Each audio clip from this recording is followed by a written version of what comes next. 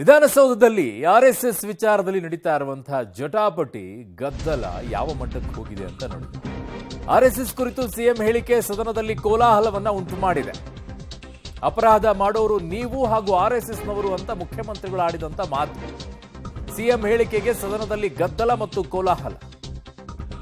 ನಾವು ನಿಮ್ಮನ್ನ ಪಾಕ್ ಏಜೆಂಟ್ಗಳು ಅಂದ್ರೆ ನೀವು ಸುಮ್ಮನಿರ್ತೀರಾ ಅನ್ನುವಂತ ಮಾತನಾಡಿದ್ದಾರೆ. ಕಾಂಗ್ರೆಸ್ಗೆ ತಿರುಗೇಟನ್ನ ಕೊಟ್ಟಿದೆ ಬಿಜೆಪಿ. ಬೆಳಗ್ಗೆಯಿಂದಲೂ ಕೂಡ ಮಾತನಾಡ್ತಾ ಇರಬೇಕಾದ್ರೆ ಜಟಾಪಟಿ ಜೋರಾಗಿ ನಡೀತಾ ಇತ್ತು. ಬಿಜೆಪಿಯವರು ಬ್ರಿಟಿಷರ ಏಜೆಂಟ್ರು ಅಂತ ಸಿಎಂ ಟಕ್ಕರ್ ಅವರು ಕೊಟ್ಟಿದ್ದ. ಮತ್ತೆ ಸದನ ಆರಂಭಗೊಂಡರೂ ಕೂಡ ಜಟಾಪಟಿ ಮುಗಿತಾ ಇಲ್ಲ. ಕಾರಣ ಮುಖ್ಯಮಂತ್ರಿಗಳು ಆಡಿರುವಂತಹ ಮಾತು. ಸದನಕ್ಕೆ ಭಾರತ ಮಾತಾ ಕಿ ಜೈ, ಜೈ ಶ್ರೀರಾಮ್ ಅಂತ ಬಿಜೆಪಿ ಸದಸ್ಯರು ಬಂದ್ರು. ಸದನಕ್ಕೆ ರಾಷ್ಟ್ರಧ್ವಜ ಹಿಡಿದು ಕಾಂಗ್ರೆಸ್ ಸದಸ್ಯರು ಬಂದ್ರು. ಸೊ ಗದ್ದಲಕ್ಕೆ ಕಾರಣವಾಯಿತು ಮುಖ್ಯಮಂತ್ರಿಗಳ ಅದೊಂದು ಹೇಳಿಕೆ. ಅಪರಾಧಗಳನ್ನ ಮಾಡ್ತಕ್ಕಂಥವ್ರೆ ನೀವು ಜಾಸ್ತಿಯಾಗಿ ಆರ್ಎಸ್ಎಸ್ನವರು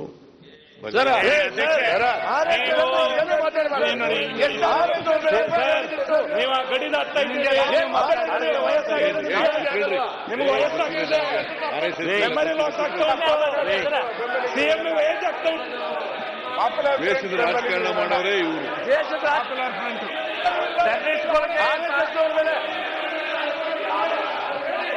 ನಾವು ಆರ್ಎಸ್ಎಸ್ ನೀನು ಆರ್ಎಸ್ಎಸ್ ಎಲ್ಲ ಕೂತ್ಕೊಳ್ಳಪ್ಪ. ಅಶೋಕ ಕಬಡ್ಡಿ ಆಡ್ತೀನಿ, ನೀನೆಲ್ಲಿ ಯಶಸ್ಸು ಹೋಗಿದ್ದೆ? ನೀ ಆರ್ಎಸ್ಎಸ್ ಶಾಖಕ್ಕೆ ಹೋಗೇ ಇಲ್ಲ.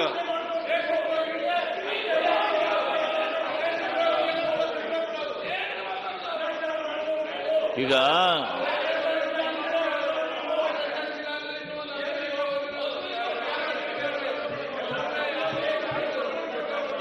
ದೇಶದ ಭಾಷಣ ಮಾಡವ್ರೆ ನೀವು.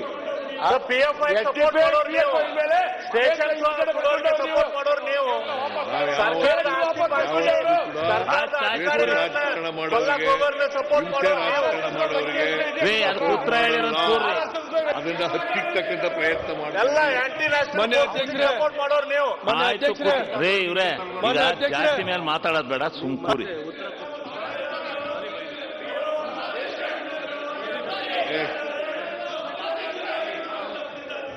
ನನಗೆ ನೀವೆಲ್ಲ ಸಭಾಧ್ಯಕ್ಷರೇ ನಿಮ್ಗೆಲ್ರಿಗೂ ಎತ್ತಿಕೊಂಡು ಗಲಾಟೆ ಮಾಡಿ ಅಂತ ಹೇಳ್ಕೊಟ್ಟಿರೋರು ಗೊತ್ತು ನನಗೆ.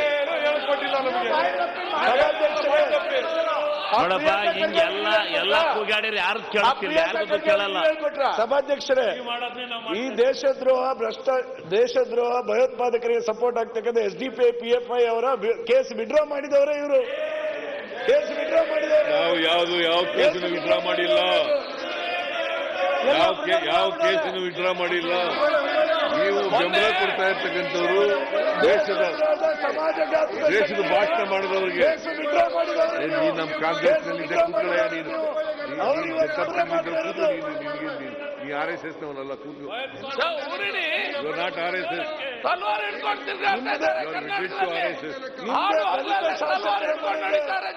ಇವರೆಲ್ಲ RSS ಅಲ್ಲ, ವಾಪಸ್ ತಗೊಂಡಿದ್ದೀರಿ ನೀವು. ಇವರೆಲ್ಲ RSS ಅಲ್ಲ.